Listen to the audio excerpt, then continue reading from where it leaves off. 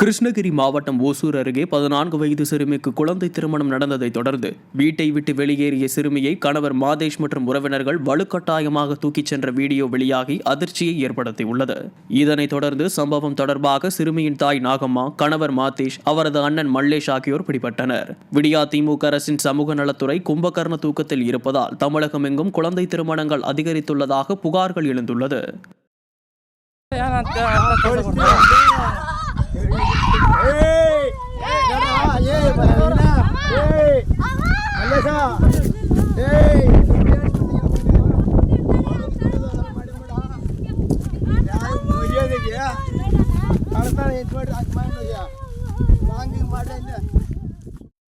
அரியலூர் மாவட்டம் ஆண்டிமடம் அருகே சிறுமியை பாலியல் வன்கொடுமை செய்ததுடன் அவரது குடும்பத்திற்கும் கொலை மிரட்டல் விடுத்த தந்தை மகன் போக்சோவில் பிடிபட்டனர்.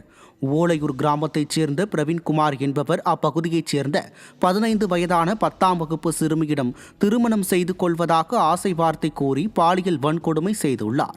இது தொடர்பாக கண்டித்த சிறுமியின் குடும்பத்தினருக்கு பிரவீன்குமாரும் அவரது தந்தை சிவகுருநாதனும் கொலை மிரட்டல் விடுத்த நிலையில் புகாரின் பேரில் இருவரும் போக்சோவில் சிக்கினர். ஸ்டாலின் மாடல் ஆட்சி பள்ளி சிறுமிகளுக்கு பாதுகாப்பற்ற ஆட்சியாக உள்ளதாக மக்கள் விமர்சிக்கின்றனர்.